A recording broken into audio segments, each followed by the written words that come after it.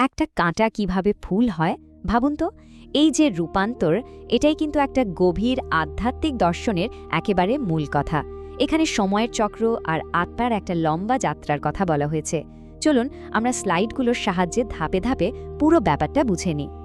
এই যাত্রায় আমরা প্রথমে দেখব এই দর্শন অনুযায়ী আমাদের এই পৃথিবীটা কিভাবে একটা কাঁটার জঙ্গলে পরিণত হয়েছে। তারপর জানব এখান থেকে মুক্তির জন্য পরম পথ প্রদর্শকের ভূমিকাটা ঠিক কী। এরপর দেখব আত্মার ৮৪ জন্মের যে চক্র, সেটা আসলে কেমন।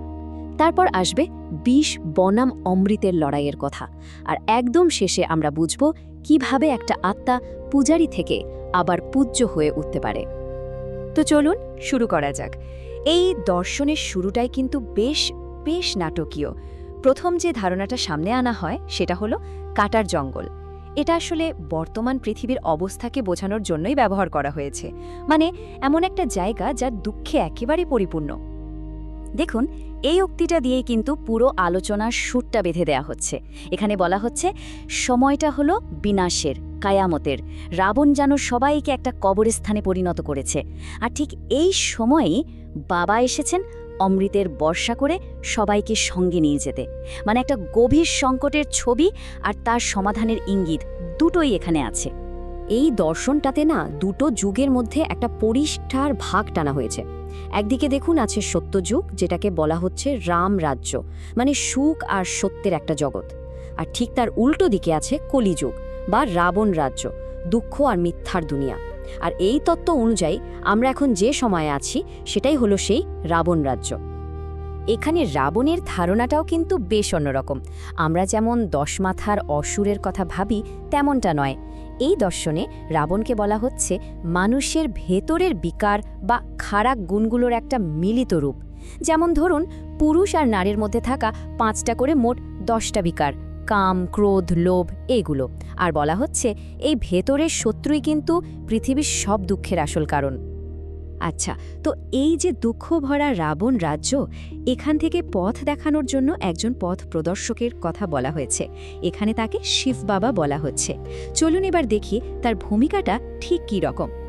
একটা প্রশ্ন কিন্তু প্রায়ই আসে যে কেন এই পরম পথ প্রদর্শককে ভোলা ভাণ্ডারী বলা হয়, মানে নির্দোষদাতা। এর উত্তরটা নাকি তার কাজের মধ্যেই লুকিয়ে আছে। এর উত্তরে বেশ কয়েকটা কারণের কথা বলা হয়। যেমন ভাবুন তো, তিনি এমন একটা জগতে আসেন যা অপবিত্র। এমনকি জ্ঞান দেওয়ার জন্য তিনি একটা সাধারণ অপবিত্র শরীর ধার করেন। তার কাজটা কি? সব থেকে নিচে পড়ে থাকা আত্মাদের ওপরে তুলে আনা, তাদের আবার এই জগতের মালিক করে দেওয়া। মানে এক কথায় বলতে গেলে তার নামের মধ্যেই তার পরিচয়, যিনি দুঃখ হরণ করেন আর সুখ প্রদান করেন। এই দর্শন অনুযায়ী পরমাত্মা মানে বাবা, তিনি আত্মার মতোই নিরাকার। তার কোনো নির্দিষ্ট রূপ নেই, আর তার থাকার জায়গাটাও এই ভৌত জগতের বাইরে, যেটাকে বলা হয় আত্মাদের জগৎ বা পরম ধাম। আচ্ছা, এবার আসা যাক এই দর্শনের একটা খুব গুরুত্বপূর্ণ দিকে, সময় আর আত্মার যাত্রা। এখানে বলা হয়েছে প্রত্যেকটা আত্মা একটা লম্বা জন্মচক্রের মধ্যে দিয়ে যায়। এই স্লাইডে পুরো চক্রটা খুব সুন্দরভাবে দেখানো হয়েছে। দেখুন, যাত্রাটা শুরু হচ্ছে সত্যযুগে, যখন আত্মারা একেবারে খাঁটি পবিত্র মানে পূজ্য। তারপর ত্রেতা যুগে এসে সেই পবিত্রতা একটু কমে যায়। দাপর যুগে এসে আত্মার মধ্যে বিকার ঢুকে পড়ে, আর তখন তারা নিজেরাই উপাসক বা পূজারী হয়ে যায়। আর সবশেষে আসে কলিযুগ, যখন অপবিত্রতা একেবারে চরমে পৌঁছায়, যেটাকে দুঃখের জগৎ বলা হচ্ছে। আর এই পুরো খেলাটা, এই যে আত্মার ওঠানামার চক্র, বলা হয় যে এটা সর্বোচ্চ ৮৪টা জন্মের মধ্যে দিয়ে সম্পূর্ণ হয়। প্রত্যেক আত্মা এই ৮৪ জন্মের নাটকে তার নিজের পার্টটা প্লে করে। তাহলে মূল ব্যাপারটা কি দাঁড়ালো? আত্মার যাত্রাটা হলো পূজ্য থেকে পূজারী হয়ে ওঠার। অর্থাৎ একসময় যারা নিজেরাই পূজনীয় ছিল, তারাই ধীরে ধীরে অন্যের উপাসনা করতে শুরু করে। আর এই যে আধ্যাত্মিক অধপতন, এখান থেকেই তো মুক্তির প্রশ্নটা আসে। আর ঠিক এই পরিস্থিতিতেই আত্মাদের সামনে একটা বেছে নেওয়ার সুযোগ আসে, যা এই দর্শনের একেবারে কেন্দ্রে। আর সেটা হলো বিষ আর অমৃতের মধ্যে একটাকে বেছে নেয়া। স্লাইডটা দেখলেই পার্থক্যটা বোঝা যায়। বিষ বলতে এখানে জাগতিক বিকারগুলোকে বোঝানো হচ্ছে, কাম, ক্রোধ, লোভ, যা আত্মাকে দুঃখ আর অপবিত্রতার দিকে ঠেলে দেয়। আর অমৃত হলো সেই দিব্য জ্ঞান আর পবিত্রতা, যা শান্তি আর দেবত্ব এনে দেয়। একটাকে বলা হচ্ছে রাবণ রাজ্যের পানীয়, আর অন্যটাকে বাবার দেওয়া উপহার। আর পথ প্রদর্শকের মূল নির্দেশটাও খুব সোজা সাপটা। বাচ্চারা, এখন অমৃত পান করো আর বিকার রূপী বিষ ত্যাগ করো। এই দর্শনে মনে করা হয় যে আধ্যাত্মিক পরিবর্তনের এটাই একমাত্র পথ। এখন প্রশ্ন হলো, এই পথটা যদি কেউ অনুসরণ করে তাহলে শেষ পর্যন্ত কি হবে?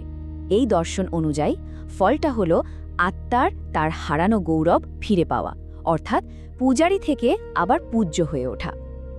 এই রূপান্তরের প্রক্রিয়াটা এখানে কয়েকটা ধাপে খুব সুন্দর করে দেখানো হয়েছে। প্রথমে কলিযুগের কাটা হয়ে থাকা আত্মা পথপ্রদর্শকের কাছ থেকে জ্ঞান লাভ করে। সেই জ্ঞানের জোরে সে তার ভেতরের 5টা বিকারকে জয় করে, আর তখনই সে ফুলে রূপান্তরিত হয়। আর এভাবে সে আগামী সত্যযুগে দেবতা হওয়ার যোগ্যতা অর্জন করে। পুরো আধ্যাত্মিক পরিকাঠামোটা বোঝানোর জন্য একটা জপমালার রূপক ব্যবহার করা হয়। ভাবুন, মালার একেবারে উপরে যে ফুল বা প্রধান মণি, তিনি হলেন শিব বাবা। তার ঠিক পরেই আছে যুগলমণি, ব্রহ্মা আর সরস্বতী। আর মালার বাকি যে পুঁথিগুলো, সেগুলো হলো সেই সব আত্মা যারা বাবার পথ অনুসরণ করে। অর্থাৎ এই মালার একটা অংশ হওয়াই হলো আসল লক্ষ্য। আর এই পথের চূড়ান্ত পুরস্কারটা কি? বলা হয়েছে 21 জন্মের জন্য স্বর্গের রাজকুমার বা রাজকুমারী হয়ে এক পরম সুখী জীবন লাভ করা। এই পুরো আলোচনাটা শেষ হচ্ছে একটা খুব জোরালো প্রশ্ন দিয়ে, যা এই দর্শনের মূল চ্যালেঞ্জটাকে এক লাইনে তুলে ধরে।